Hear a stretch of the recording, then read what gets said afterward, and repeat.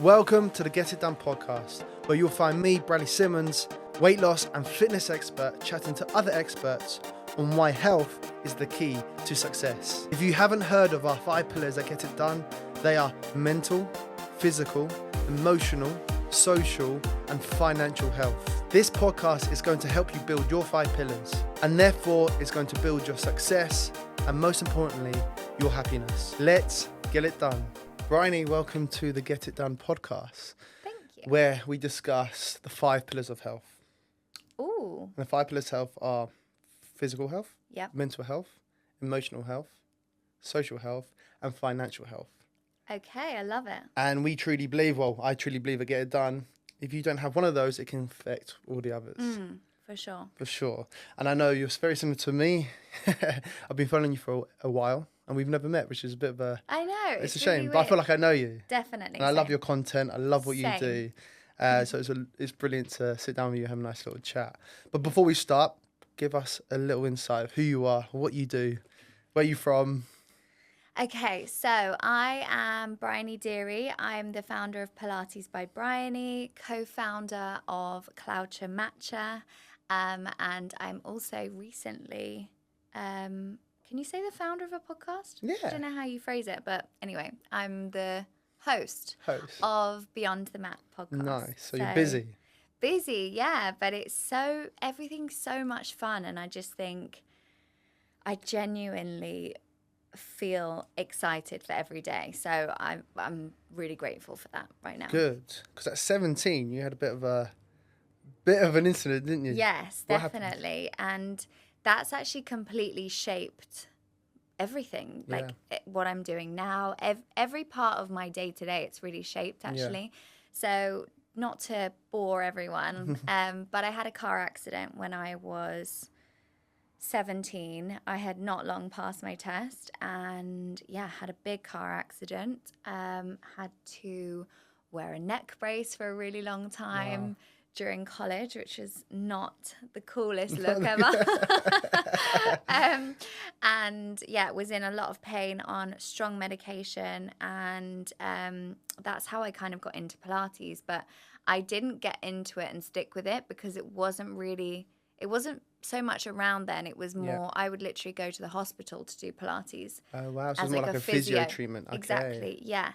So that's how it all started. And I was on I was on Tramadol. I don't know if you've ever taken it, but it's so incredibly strong, and it's not something I would go back on ever again, because to come off it was a nightmare. Completely had like insomnia and everything.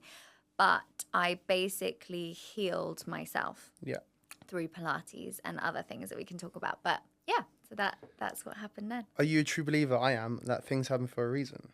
Yes, definitely. And I think, sometimes it's a hard pill to swallow at the time. And when people say that to you, things happen for a reason, you're like, oh, yeah. But actually, you always look back and there's always a lesson, I think. No, 100%. I always say, especially people going through a tough time now, like, it's a famous quote I like to say. It's quite cheesy, but it's true. Yeah. Tough times don't last, but tough people do. And then I've never heard that. You're not. No, I love that. So tough times don't last, but tough people do. Yeah. And in those tough moments, you build character, you build resilience. 100%. And it sculpts to who you are now. Yeah, and I think one of the best qualities you can have, or you can train yourself, is resilience. Yes. So, and I think we're kind of living in this era right now, which partly I really like, which is, be kind to yourself and listen to your body and slow things down. I love that. Mm-hmm. But I also think it's become a little bit fluffy. We need to be a bit tougher. Yeah, no, of course. So, you can't be too soft. So creating that like toughness from within, I think is something really important. Well, there's that balance, isn't it? You have to be tough on yourself, as in like you have to get physically fit, you have to set yourself goals. Yeah. And that's not easy. No. But then there's times where you have to switch off, which can be soft yourself. So listen to your body when you're knackered, when you're exhausted, and you're about to hit that brick wall, just relax. Yeah. That's when you can be a bit soft on yourself. Completely. And slow down. And I think actually when you do have that discipline and again, discipline is something I think that everyone can teach themselves to have. When you have that discipline every day, it's really funny because when you keep going and going and going, and then you have a rest day that comes, like, your body will tell you. Yeah, 100%. But it's almost like because you've had so much discipline, there's no other option in choosing that rest day, because it literally, like, it's cheesy, but it chooses you. It's like, no, today you're not doing 100%. anything, and then it's almost like a discipline to not do anything. What's your routine? Because obviously you're in great shape. Oh, thank you. What is your routine to be in great physical shape? Well, so obviously Pilates How often are you doing Pilates? is my number one. I do Pilates, I would say 4 times a week. Okay. And I do strength training once or twice a week. Yeah. So yeah, Pilates 4 or 5 times, strength. I work out 6 days a week, have 1 rest day. But I also want to say I do mat Pilates, and I do a combination of classical and contemporary, and that is what gives me the real results. So no reformer? I don't do reformer. It's not that I don't like reformer, and it's not that I don't think it's a great workout. I think it is, but there's no hiding behind the mat. I promise you. Yeah. I need to train you, actually. To be fair, I would love to do a bit of Pilates. I think a lot more men need to do it. We should definitely have a nice little collaboration. That is my mission. I'm gonna teach you Pilates. I'll put you for a high intensity workout. Yeah, we'll do a swap. Yes. I would love that. So any cardio in there?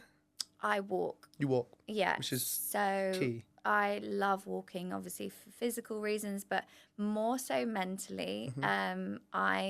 It's just like therapy. I just feel so good on my walks. I live near Hyde Park, so I go to Hyde Park every day, do my walk, either do it with a friend or my mum or my dog, or I call a friend, my mum. Yeah, so there's always that social side of it. Like exactly. the 5 pillars. Yeah. Physical health and that social comes together. Totally. And I think it's so nice that now you can see your friend on a walk and go for a juice, or, do something healthy rather than, as we were saying earlier, go for a drink or, always that kind of thing. But yeah, or I listen to a podcast. Nice.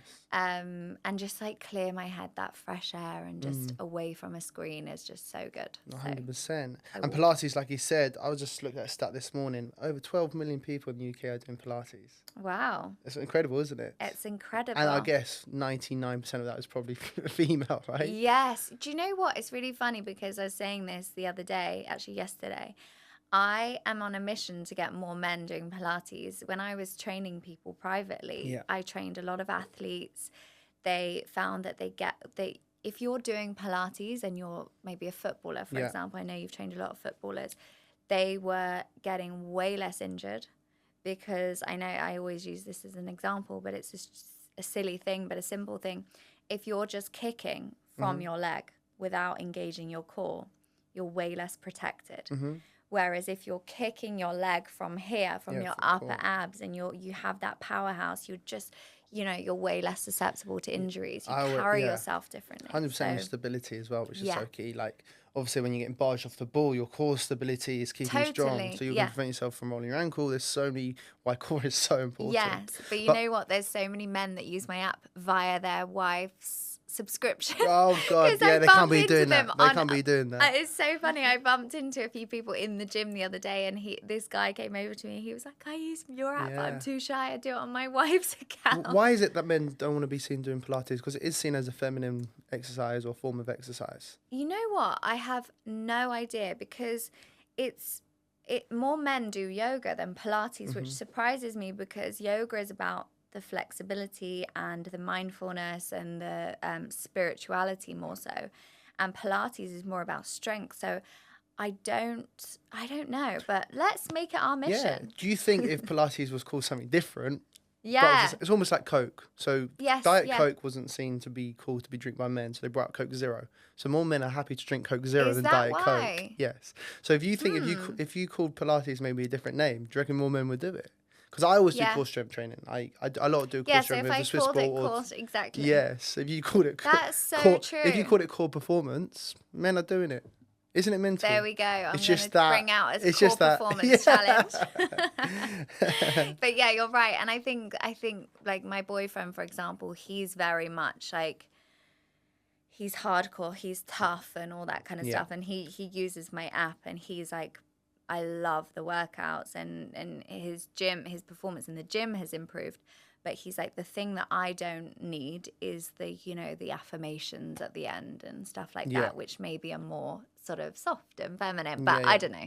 You can... No, of course. 100%. It just... Well, it's like when girls get CrossFit. Like, there's this... Obviously, a lot of girls do CrossFit. A lot of girls are doing high rocks now.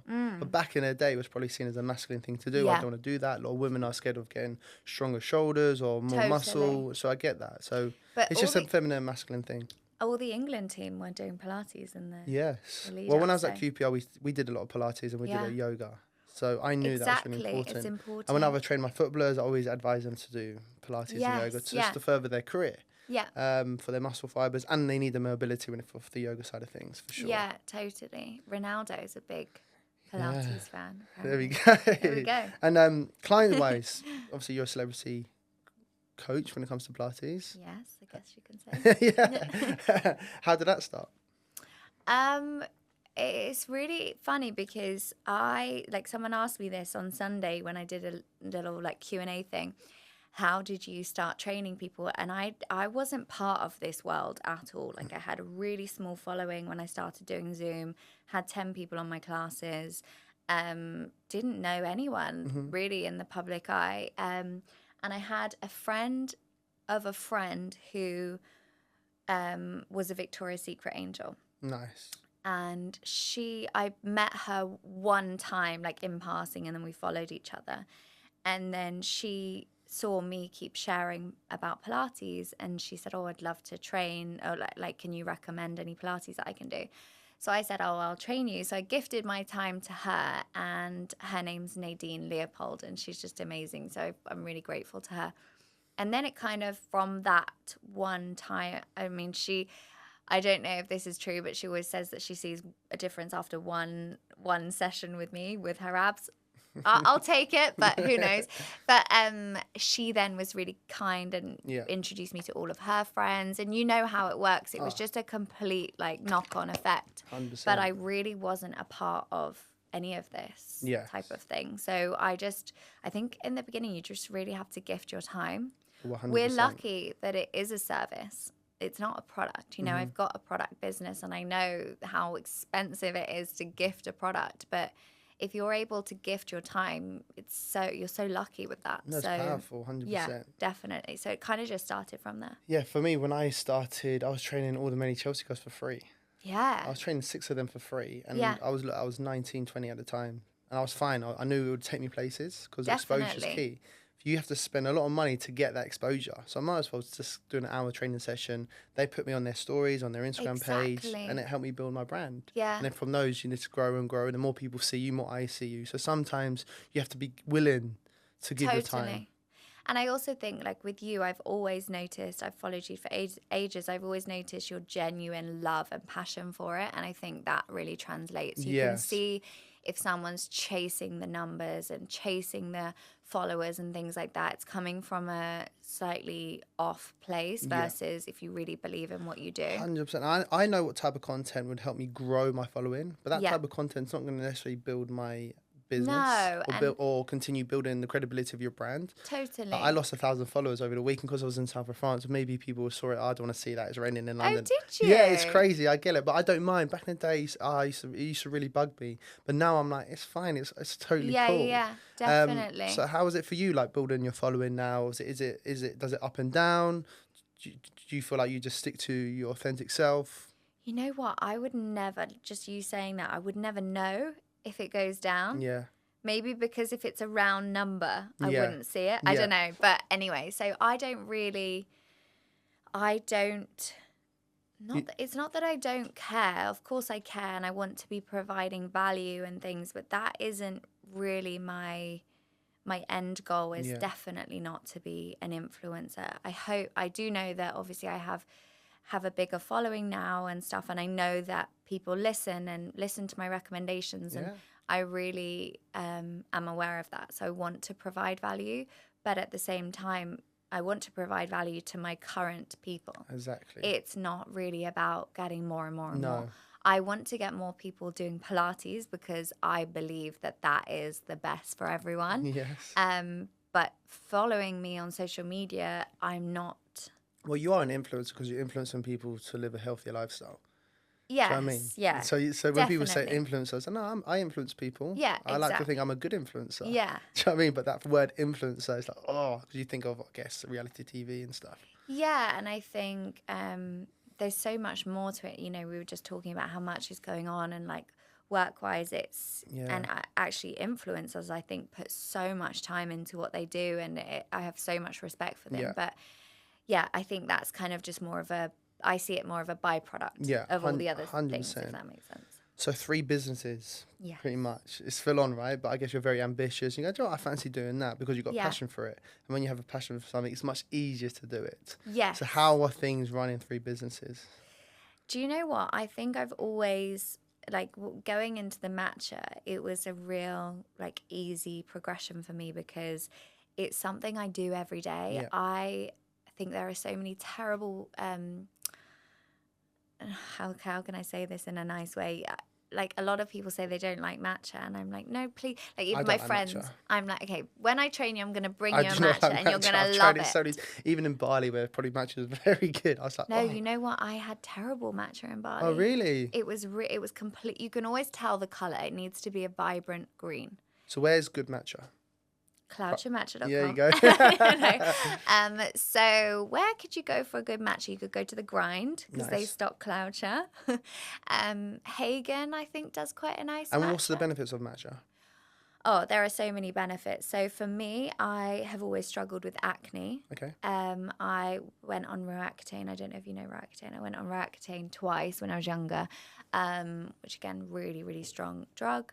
It didn't work for me. Normally, it kind of clears it up straight away. It really didn't. Tried everything. Now I have 2 to 3 matches a day. I very rarely, touch wood, I don't want to say, probably tomorrow you'll see a massive spot on my face. I don't really have those breakouts anymore. So matcha is really high in vitamin E. It's high in chlorophyll, so it's anti-inflammatory. It also is very high in L-theanine. You probably know all about L-theanine, but so you get the difference between matcha and coffee, and I think coffee is great as well, and there are lots of health benefits. But for me, if I have one coffee, I won't sleep if I have one coffee in the morning, that night I won't sleep. Well, people know that it stays in the system for 8 hours, coffee does. Oh my gosh. So if you're having coffee around 4 to 6 p.m., which some people do, or even after dinner, some people can do it after dinner. After dinner, I'm like, you're not getting the REM sleep. They might say, yeah, I can sleep, no problem. But it's not the same. You're not getting the REM sleep, the deep sleep, because that caffeine is preventing that. Exactly. So with matcha, you get that sustained energy because with the caffeine boost you're getting, it also gives you the L-theanine, so it calms you at the same time, so you never get the spikes and crashes. So it enters your system slower, stays longer, and then leaves slower. So I love it. Yeah, many benefits. Yeah, I mean, some people my boyfriend has 4 double espressos in the morning, and he is chill. Wow. And then he'll have one after dinner, no problem. Yeah, everyone's different. I can only have 1 coffee a day. If I have more than that, I do crash. Yeah. I do crash. So I don't know how we got onto that. But yeah, running lots of businesses, I think for me, I have to really believe in everything. Yeah. So the podcast kind of came, probably similar to you, came from the idea of me training all these really inspirational people and having these conversations on the mat.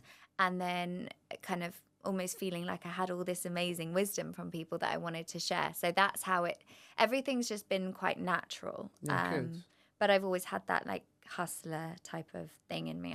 I've had every job under the sun. It's growth, right? Yeah, exactly. It's growth. And I think time management, I would love to know your time management tips because I feel like you'd probably be very on it.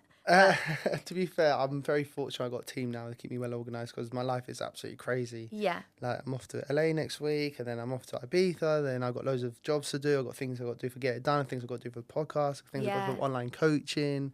It is a lot, but I wouldn't have it any other way. Do you find that having a day for the podcast, a day for Get It Done, do you find structuring it, time batching? 100% is much better. So in my mornings, I like to do my client calls. Yeah. And then around midday, we'll do my filming for Get It Done, the pre-recorded workouts. Yeah. Then you got to find time for actually content creation for your Instagram page and the Get It Done page. Yes, yeah. You're so good at that. Consistency, yeah. Yeah, you're really consistent. Yeah, I think it is a skill, to be fair. But your content's amazing. It's very aesthetic. Very nice. You was working with Christian Dior earlier. I saw that. Oh, I saw that. Yeah, I saw that. I saw that. Don't worry, I saw that. And people will look at your content. There'll be a lot of people inspiring to be an influencer. Lots of younger people today want to be an influencer, right? So what would your advice be to them? Because don't. No, I would say don't have that as your, to be honest. I know that it's like the reverse of kind of a big part of what I do, but if I had a teenager, which would be quite weird because I'm only 32, but if I had, if I was to give advice to my, younger self. There we go. It's a great question. There we go, younger self. I would not want them to focus on social media. Yeah. I would want them to focus on a skill and their real passion. Yeah. That might then go into their social media, and that's fine, but I would really want them to kind of hone in on their skill, their potential, and then let that filter into the social media. I wouldn't want them to go all in on social media and see that as their like lifelong ambition. No. Not that I have anything against it. I think it's incredible, and I think both of us have so much that we owe to it. But I think there is a big downside to social media. I think it can really affect your mental health. Yeah, one of the pillars for sure. Your social skills. Yep, another pillar. The amount of people, like I go out for dinners a lot. I love to go for dinner or lunches or whatever. And the amount of groups of younger people I see just sitting there at the table on their phone. It is mental. And I'm like, a big, huge part of health and well-being is socializing. And that social element, like you say, I'm obsessed with blue zones. I don't know if you are into blue zones. Talk me about blue zones. So blue zones are the areas and the pockets of the world where there's the most amount of people that live past 100. Okay, love that. And Centurions. the studies, exactly, centurions. The studies behind that show how important socializing is, how important community is, purpose. They have their glass of wine at 5 p.m. in the village, but they're naturally moving a lot also. That, there's this place in, I think it's in Sardinia, where it's so hilly. And these like 95-year-old women are naturally moving so much because that's just what they do. Well, their diet is so healthy. It's the Mediterranean diet. So healthy. So it's all whole foods. All whole foods. Yeah. It's, and I think that plays such a big part. And so I think social skills is just, you need that. Yeah. Get off your phone. I was just in south of France hiking. I was like, this place is just incredible. Yeah. Good food, good weather, movement, activities. Yeah. And I was like, I love London, but I can see why so many people are depressed. Yeah. I can see why so many people are unhealthy. Yeah. I can see why so many people are in the rat race. Totally. It's like, if you actually step out, and that's why I love going to the Cotswolds, because I feel like it's just calm, and it's just I've got a few properties in the Cotswolds for my time just to switch off. Yes. But we live in London, and you probably see it. You've got a lot of clients, and yes, the Pilates help them for an hour. But what are they doing outside that hour? Totally. Are they looking after their nutrition? Have they got a good social circle? Do you know what I mean? Are they emotionally healthy? Yeah. And all these pillars that the people need to work on. Yeah, and checking in on that, and actually kind of like almost taking stock of everything, because I can be guilty of it. You are on that like hamster wheel, just go, go, go, go, go. But like now I'm thinking, okay, I've got to go to Malaysia on Sunday. Like I almost have a bit of a checklist to do before I go. So like, have I seen my niece and nephew? Nice. And, things that are important to you. And it's almost a reminder, those things need to be a big part of your life. And that's what fills you up. And that's something I think I've had to work on, because I am so ambitious and I want to be successful. Yeah. I was like, oh God, my social life, I need to be a bit more present. I need to be around my loved ones more, and I need to tap into people who I've actually got a real connection with, And I'm certainly doing that for sure. Yeah. But let's talk about those 5 pillars quickly. I just want to see can you tick them all off? So physical health, how's your physical health? Physical health feels amazing right now. I feel strong. I feel I just feel in my best health physically. Yeah. Touch wood. Mental health. Mental health is generally good. Do you have your ups and downs like everyone? I for sure have my ups and downs, but I really come back to like key things that I do during my day to help my mental health. Yeah. I'm really into sound baths at the moment. Yes, I've done a few of those sessions. Unbelievable, aren't they? Oh my God. I need to give you a subscription to my app because we have sound baths on there. Yeah, well, we can swap. You have my subscription. I have your subscription. I would seriously love that.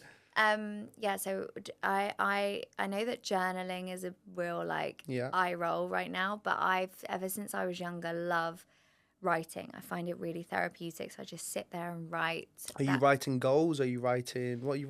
It depends. I do love to do a big goal thing. I always set myself monthly goals, weekly goals, and then I work backwards in steps. So I think you always have to set your.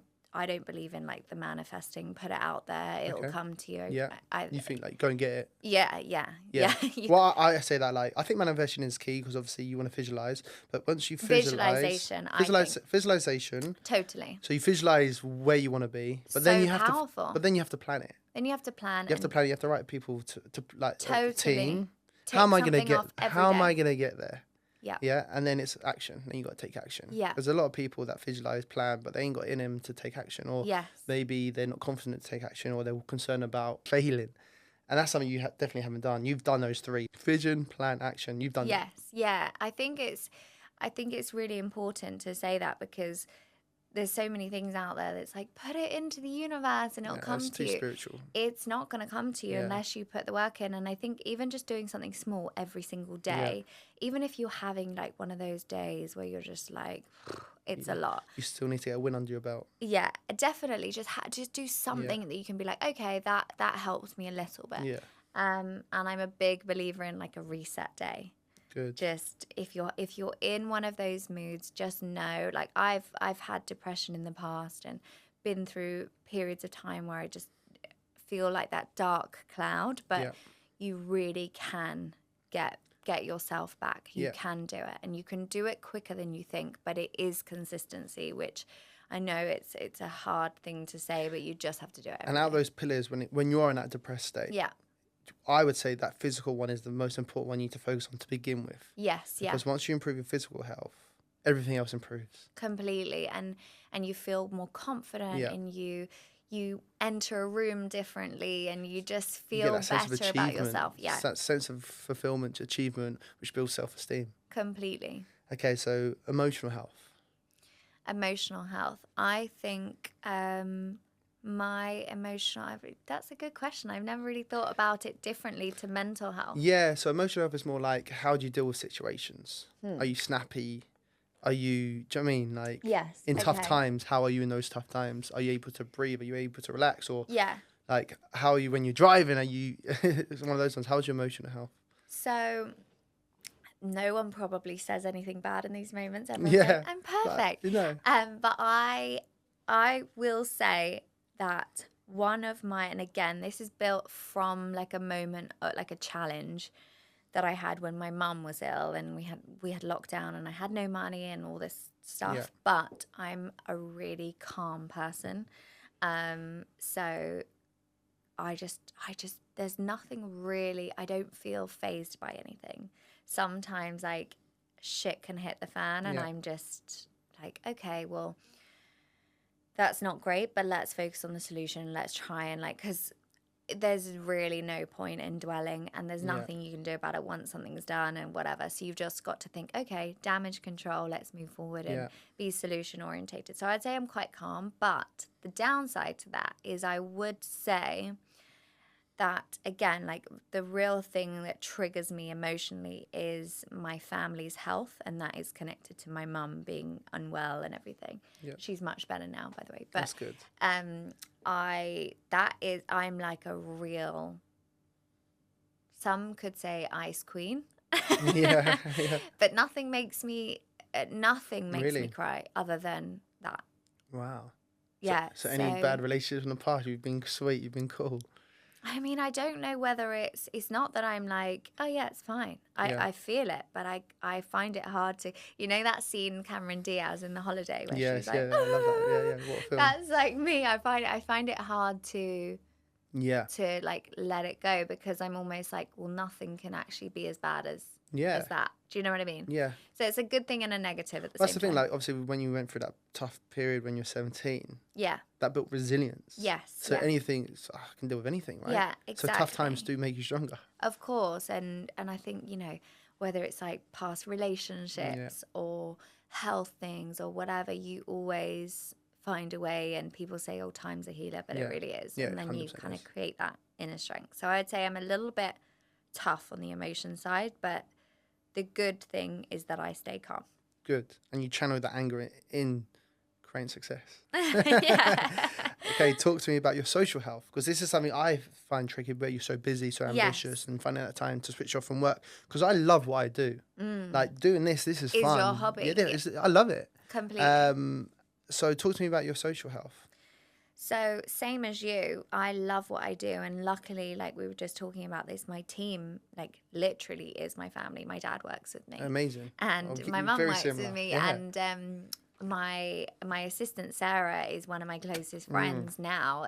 You know, she started off working with me and I just adore her. And everyone I really work with and surround myself with are friends and family. And so that kind of is so lovely. But outside of that, I'd say I have a good social life. And I would say actually my boyfriend's had quite a good impact on that. He's like, you've got to go out. You've got to, you know, he's like, let's go for a dinner on a Tuesday and have a margarita. And before I'd be like, oh no, like, I've got to get up and whatever. Yeah.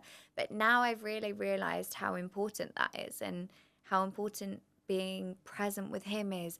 Being present with my friends, doing girls' trips. Yeah. You know, girls' trips and boys' trips are powerful, aren't they? They are so important. Never stop doing girls. Yeah. I'll be doing girls' trips till I'm like 90. You have to. They're so important. Yeah. You have to have a life outside of your relationship. You have to have a life inside your relationship.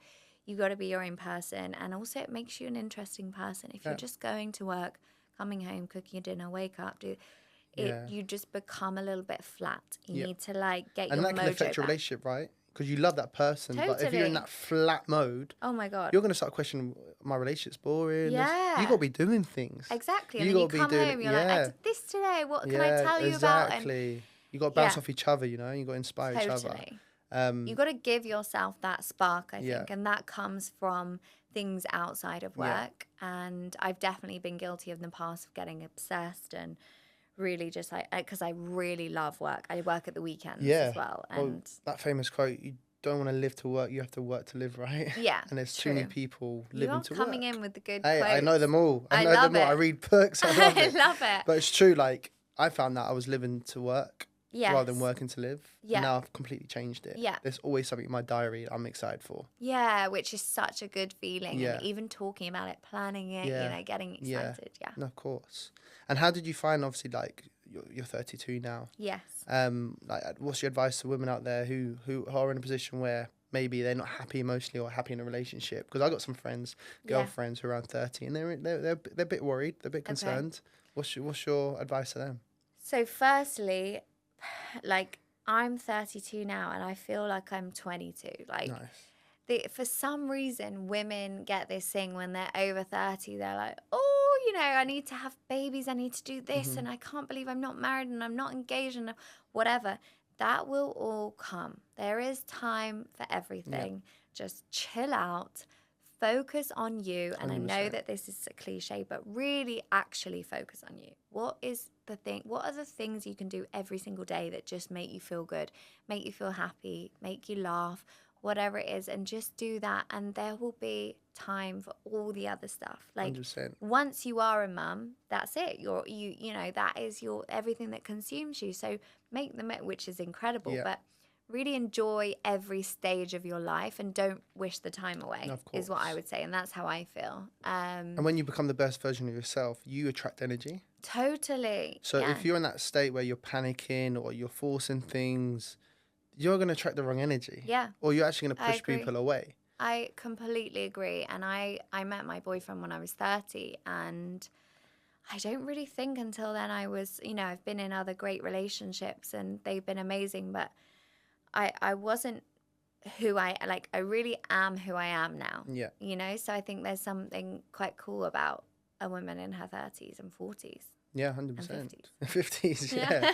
Yeah, 100%. And the list goes on. Yeah. But yeah, I think just... But it's true, like I'm 30 now. Yes. And I would love to be in a relationship. There's no rush. The energy's got to be right. It's got to feel right.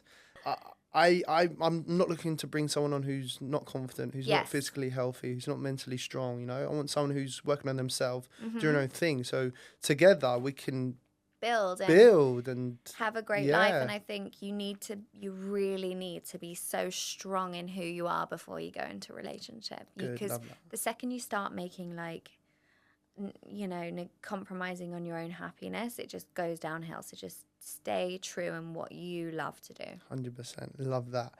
Financial health. Ooh. So have you had a bit of a roller coaster with your financial health? Like, talk to me, like, obviously, how did you grow up with money? And I will tell you everything. So it's funny because women never discuss this. I think it's really important because there's a lot of ambitious women out there who are doing great, especially in our industry. I feel like in our industry, women are smashing it, especially in the fitness industry when it comes to apps and stuff like the Chrissy Cellas of the world, the Steph Fits and the Alexia Clarks. I'm like, girls, talk to me. Yeah, tell me Tell the me, tips. let me pick your brain. Yeah, it's an amazing time, especially for people in the fitness industry. So where do you want to... growing up wise, Yeah, so I grew up in West Sussex with my mum and dad and brother, and they're both like very, very hardworking. My mum and dad were very kind of 50-50, both working incredibly hard. I remember my mum would take me to school and do conference calls in the school car park to try and juggle it. So I was always really aware of how hard they both worked. And I would say we had like a really comfortable life. You know, we had that one holiday a year that we, you know, is crazy now. Everyone goes on holiday every other week. But back then it was, you really looked forward to that. And, you know, we had such special memories. I always remember my fondest memory. I just did this travel thing, interview. And some of my fondest memories of growing up were my caravan holidays. So just that like back to basics. It was just so good. Well, it was simple, wasn't it? Simple times, yeah. So I grew up very comfortable in a really, you know, loving family. And so financially stable. But I wouldn't say, you know, it wasn't like we were aware of... Yeah, but you grew up seeing your parents graft in. Yes, they both grew up on. So my mum's Geordie and my dad's Scottish. So both kind of working class backgrounds. Everyone's surprised when I say my mum's a Geordie and my dad's Scottish. But and now they both work with me. So that's amazing. Days. So that feels really good to be able to, you know, be supporting my family financially. Yeah. So your childhood guided you to have the graft and ambition now, which makes it not a chore, you know? Yes, exactly. But there have been some times where, so that's kind of the childhood. And then I've had other businesses, and I was in a relationship where I was really supported by my ex. He's such a sweet guy. Yeah. And still friends now. And he, and I had my businesses, but they hadn't taken off yet. And I was just, you know, working hard, but he was supporting that. And then we broke up, and he was really sweet, and he said, you know, I want to give you this lump sum of money and to help you like get on your feet again. And I just knew that if I had that, I would just, you know, it wouldn't be the same. So I said no, and I just figured it out and launched another business, which was my corporate wellness business, which was doing really well, starting to like pay myself a salary. And then that went to zero when all the offices closed. During COVID. So then during COVID, my income was £400 a month from the government. Oh, wow. Yeah. So really not that long ago. And then I started teaching on Zoom. Then I was doing I was charging £15 per person. I was having 10 people join my classes on Zoom each week. And then it grew, my live classes grew to, over time, like slowly but surely, to 100 people every time. And were you charging them? Yeah. How much were you charging? 15 per person. Wow, that's good money. So then it was good money, and I was like, wow, you know, like this is amazing. But you got a skill. Yeah, and I was so passionate about it, and I still am. And obviously doing the Zoom classes, we then would have like a chat afterwards, and I could be like, Leslie, get your leg up high. You know, it was like so. So you built a community, which is so important. Exactly. And then, so then I started training people privately as on top of the Zoom classes, and I did a minimum package of 10 sessions a month. And how much can you charge for Pilates an hour session? So after I had built it up, I was charging 100 per hour. So it was 1,000 per client, and they were doing 10 sessions a month, and their bodies were completely changing. Yeah, and how many clients did you have? So I had probably 6 a day. Yeah. Then I was doing the Zoom classes on top. So I had gone from £400 a month, you know, living with my mum, looking after her, being when she was ill, and then having, you know, it was crazy. Yeah. And then my biggest turning point was in January 22, so not that long ago, when I had 550 people pay £200 a month for that 1 month challenge. Wow. Yeah, that's lovely. So then I was like, oh my gosh, you know, I've never even like seen this amount of money in my bank account. But I was like, okay, I really need to, because, you know, I had bills to pay, and I thought, okay, what next? I can't just do a £200 challenge every month. And people were saying, what's the February challenge? And then, so I did challenges. I did a January challenge, a February challenge, a March challenge, an April challenge. And then I launched the app that summer. So I saved up from those challenges. And you're building that community, and the challenges are great. Totally. And there was such a buzz. And because people were, I always had the idea that if you have like a premium product, and it was expensive, but it was a very like genuine price point, because I knew everyone that paid was doing every class because they weren't going to waste the money. Well, it's accountability, isn't it? It was accountability, and anyway, their bodies all changed. Amazing. And they were thrilled. So then they told their friends, and then their friends joined, and then it became this little, like, I remember actually at one point telling, because I was manually having to enter every my God. Bradley, it was so people stressful. don't see this graph, do they? They literally think you're going press play, you're on a mat. Hey guys, 30 minutes, ta-da. No, the graph behind my mental health was definitely challenged that month. Yeah. I remember like the speed. I'm so not tech savvy, and the speed of things downloading. I was like, and people were messaging me, when's it? Because I was doing it live as well, and recorded. So I was like recording the live and then uploading that, and then emailing all these people. It was hell. Anyway, but luckily I figured it out, and then now I have the app. So financially, the main thing for me that my mum always used to tell me growing up, the thing that it's so important to be financially independent. It is so important for both men and women. Yeah. And the thing that it gives you is options. Yeah. It gives you options. It gives you freedom, and it just gives you that calm sense to your life. And I feel so grateful that I can, you know, look after my family and have them work with me. And it's just it is I can't quite believe it. No, of course. To be honest. But look what you've done.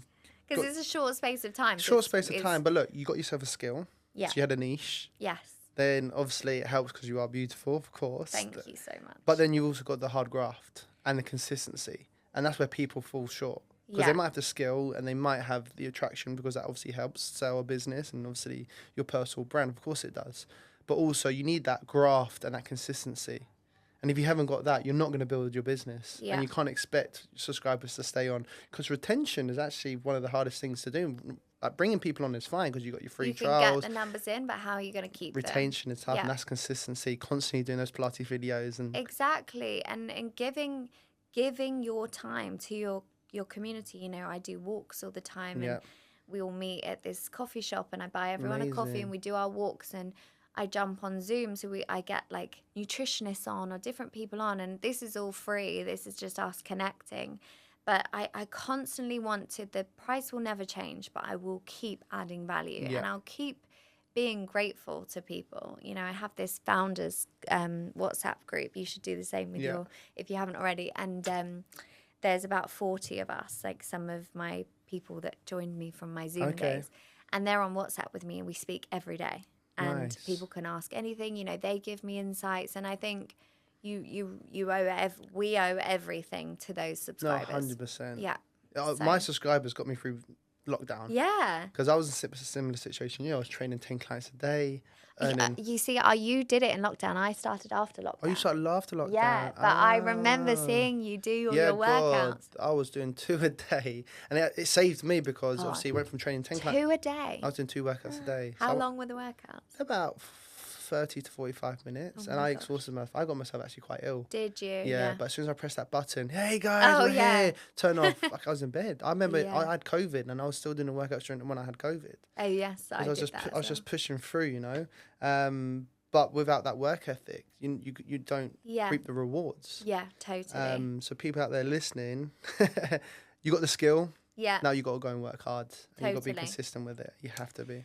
And you can be your own hype person, like on those days where you are feeling like, oh, I really can't be bothered. Like me and you have those days. Yeah. Everyone has those days.